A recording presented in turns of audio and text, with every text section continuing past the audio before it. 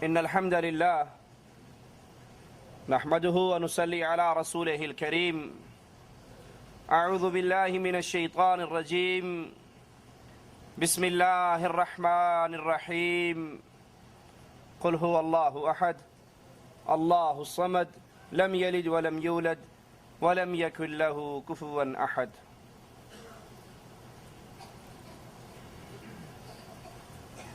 رسول اللہ صلی اللہ علیہ وسلم کی دعوت، لا الہ الا اللہ کا پیغام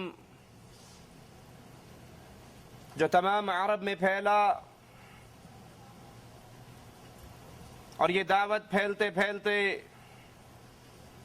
روم اور فارس کے دروازوں پہ دستک دیتی ہے. اللہ کے رسول صلی اللہ علیہ وسلم کے بعد جو شخصیت مسلمانوں کی خلیفہ بنتی ہے، ان کا نام ابو بکر صدیق رضی اللہ عنہ وارضاہ ہیں. اللہ کے نبی علیہ الصلاۃ والسلام کی وفات کے بعد فتنوں کا دروازہ کھلتا ہے. کچھ مرتد ہو جاتے ہیں، کچھ زکوٰۃ کا انکار کرتے ہیں. مسلمانوں کے اندر بے چینی اور پریشانی کا دور دورہ ہے. لیکن ابو بکر صدیق رضی اللہ عنہ وارضاہ، وہ عظیم ہستی، اللہ کے نبی علیہ الصلاۃ والسلام کے بعد اس امت کے معاملات کو چلانے والی وہ عظیم ذات، کمر بستہ ہو کر اپنے گھر سے نکلتے ہیں، اعلان جہاد کرتے ہیں، اسامہ کے لشکر کو روانہ کرتے ہیں، زکوٰۃ کا انکار کرنے والوں کے خلاف خالد ابن ولید کو بھیجتے ہیں. وہ پریشانی، وہ غم کا دور ٹل جاتا ہے، اور ابو بکر صدیق رضی اللہ عنہ وارضاہ کے جذبہ ایمانی اور جذبہ جہاد اور لا الہ الا اللہ کی دعوت کو تھامنے کے فوائد نظر آتے ہیں. اسلام پھیلتا ہے، پھولتا ہے. بلکہ یہ کہا جائے تو غلط نہ ہوگا کہ صرف یہ نہیں کہ جذبہ ایمانی صدیقی نے مسلمانوں کے معاشرے میں پھیلی ہوئی بے چینی کو ختم کیا، بلکہ خلافت ابو بکر کے دور میں ہی بیرونی فتوحات کے دروازے بھی کھلے. مسلمانوں کی عزت، مسلمانوں کی ہیبت، مسلمانوں کا رعب کفار پہ طاری ہوا، اور یہی سے فتوحات خارجیہ کے دروازے کھلے. لیکن بالآخر موت، جس نے ہمارے آقا، ہمارے امام، ہمارے قائد محمد کریم صلی اللہ علیہ وسلم کو نہیں چھوڑا، یہ موت ابو بکر صدیق رضی اللہ عنہ وارضاہ کے بھی قریب سے قریب تر ہوئی. اور 22 جمادی الاخر 13 ہجری دوشنبہ کے دن مغرب اور عشاء کے درمیان ابو بکر صدیق رضی اللہ عنہ وارضاہ اس جہان سے، ہمیشہ کے آرام والے جہان کے اندر اللہ کی جنتوں کی طرف منتقل ہو گئے. وفات سے پہلے فرمایا، مجھے اللہ کے نبی علیہ الصلاۃ والسلام کے پہلو میں دفن کرنا. ابو بکر صدیق جو غار میں نبی کے پڑوس میں رہے، جو ہجرت کے سفر میں نبی کے پیچھے سوار رہے، جو زندگی بھر آقا علیہ الصلاۃ والسلام کے ساتھ ہی رہے، ان کی خواہش، ان کی تمنا، ان کی وصیت کہ جو ہی میں مروں مجھے آقا علیہ الصلاۃ والسلام کے پہلو میں دفن کر دینا. جو چادر میں نے لی ہے اسی چادر میں مجھے کفن دینا.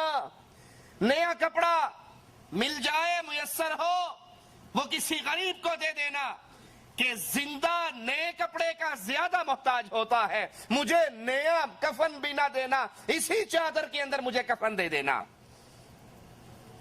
ابو بکر صدیق کو گالیاں دینے والوں، ابو بکر صدیق رضی اللہ عنہ وارضاہ پر زبانیں دراز کرنے والوں، اور یہ کہنے والوں کہ ابو بکر نے علی کی خلافت کو چھینا، انہوں نے اپنی حکومت بنائی. ارے مجھے یہ تو بتاؤ، ابو بکر نے اگر خلافت کو چھینا تو اپنی ذات کا کیا فائدہ کمایا؟ وہ تو مر رہے ہیں، وفات کے قریب ہیں، زبان سے الفاظ نکل رہے ہیں، نئے کفن کی ضرورت ابو بکر کو نہیں، اس کی رعایا میں اگر میسر ہو تو کسی غریب کو دے دینا، اس کو پرانی چادر کے اندر ہی کفن دے دینا۔ وہ تو جاتے ہوئے تم سے نیا کفن بھی نہ لے کر گئے۔ اگر اس نے اپنی ذات کے لیے بقول تمہارے خلافت کو چھینا تھا تو ابو بکر نے کیا کمایا؟ اس نے تو اپنی جان، اپنا مال آقا علیہ الصلوۃ والسلام کی لائی ہوئی شریعت کی نفاذ کے لیے قربان کر ڈالا۔ اپنی بیوی اسماء سے کہا رضی اللہ تعالی عنہا، میں مر جاؤں تو اے میری بیوی مجھے غسل تو دینا۔ اپنے بیٹے عبد الرحمن سے کہا، مجھے غسل دینے میں اپنی ماں کا ساتھ دینا۔ سناؤ انڈیا پاکستان کے مولویوں کو یہ بات سناؤ، ابو بکر کیا کہہ رہے ہیں؟ اپنی بیوی کو کیا سمجھا رہے ہیں؟ میرے مرنے پہ میرا غسل تم نے کروانا ہے۔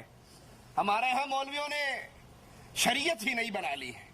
وہ کہتے ہیں ادھر بندہ مرتا ہے، بیوی مرتی ہے، ادھر اس کا منہ دیکھنا بھی حرام ہو جاتا ہے۔ یہ مسئلہ آپ نے سنا یا نہ سنا؟ مرتے ہی میاں بیوی کا تعلق ٹوٹ جاتا ہے۔ خاوند اپنی بیوی کا چہرہ نہیں دیکھ سکتا، بیوی اپنے خاوند کا چہرہ نہیں دیکھ سکتی۔ یہ مولویوں نے اپنے پیٹ کی جہنم بھرنے کے لیے بنایا ہے، کیونکہ انہیں پتا ہے اگر لوگوں کو غسل ان کی بیویوں نے دینا شروع کر دیا، ہماری دال روٹی کہاں سے چلے گی؟ ہمیں وہ مرنے کے بعد جو میت کی چارپائی، میت کا بستر، میت کے جوتے، میت کے کپڑے اس مردہ خور مولوی کو ملتے ہیں، پھر وہ ہمیں نہیں ملیں گے۔ مسئلہ ہی بنا دو کہ مرنے کے بعد خاوند اپنی بیوی کے چہرے کو نہیں دیکھ سکتا، بیوی اپنے خاوند کے منہ کو نہیں دیکھ سکتی۔ اور یہاں صدیق اکبر ابو بکر رضی اللہ عنہ وارضا اپنی بیوی اسماء سے کہہ رہے ہیں، میں مر جاؤں تو مجھے غسل تو دینا۔ اے میرے بیٹے عبد الرحمن، اپنی ماں کا ساتھ دینا۔ اپنے مال میں سے 5واں حصہ ابو بکر صدیق رضی اللہ عنہ وارضا نے خیرات کرنے کی وصیت کی، اور پھر فرمایا خلافت کی ابتدا سے اس وقت تک سنو ذرا صدیق کائنات کی بات کو، ان پہ تہمتیں لگانے والوں، زبانیں دراز کرنے والوں، گالیاں دینے والوں، ان پر طنز کرنے والوں، ابو بکر مرتے ہوئے کیا کہہ رہے ہیں؟ اے میری آل اولاد، میں نے ابتدائے خلافت سے لے کر آج تک بطور خلیفہ مسلمانوں کے بیت المال سے جتنا پیسہ لیا ہے وہ سارا میرے مال میں سے واپس کر دو۔ ابو بکر رضی اللہ عنہ وارضا خلافت کا بوجھ سنبھالنے کے بعد گھر کے معاملات کو چلانے کے لیے کپڑے کے تاجر تھے، کپڑا لے کر بازار میں بیچنے کے لیے نکلے۔ عمر بن خطاب نے کہا امیر المومنین یہ کیا کر رہے ہو؟ کہا میں نے اپنے گھر کا روزگار بھی تو چلانا ہے۔ کہا اگر آپ ان امور میں مشغول ہو جاؤ گے مسلمانوں کے نظام حکومت کون چلائے گا؟ آپ اپنے لیے بیت المال سے وظیفہ مقرر کر لو۔ اور وفات کے وقت کہا وہ وظیفہ جو ابتدائے خلافت سے لے کر آج تک ابو بکر لیتا رہا، آج میرے مال میں سے، میرے ترکے میں سے وہ سارا ادا کر لو۔ وفات سے پہلے پوچھا آج کون سا دن ہے؟ کہا گیا دوشنبے کا دن ہے۔ پوچھا گیا اگر میں اسی رات مر جاؤں تو کل کا انتظار نہ کرنا، اگر میں اسی رات مر جاؤں کل ہونے کا انتظار نہ کرنا، مجھے فوراً دفن کر دینا، کیونکہ وہ لمحہ مجھے بڑا عزیز ہے جب میں اپنے محبوب محمد الرسول اللہ کے پہلو میں دفن ہو جاؤں صلی اللہ علیہ وسلم۔ ایام مریض، ایام بیماری میں کسی نے بغرض علاج کہا امیر المومنین حکیم کو بلاتے ہیں، حکیم کو آپ کی نبض دکھاتے ہیں، وہ آپ کے لیے کوئی دوائی ہی دے دے گا۔ فرمانے لگے میں نے حکیم کو دکھایا ہے۔ سائل کہتا ہے پھر حکیم نے کیا کہا ہے؟ کہا حکیم نے جواب میں کہا ہے انی فعال لما یرید، ہم جو چاہتے ہیں کر گزرتے ہیں، میرے اللہ کی طرف سے موت کا وقت قریب سے قریب تر ہو چکا ہے، اللہ جو چاہتا ہے وہ کرتا ہے، اب کو کسی دوائی کی حاجت اور ضرورت باقی نہیں ہے۔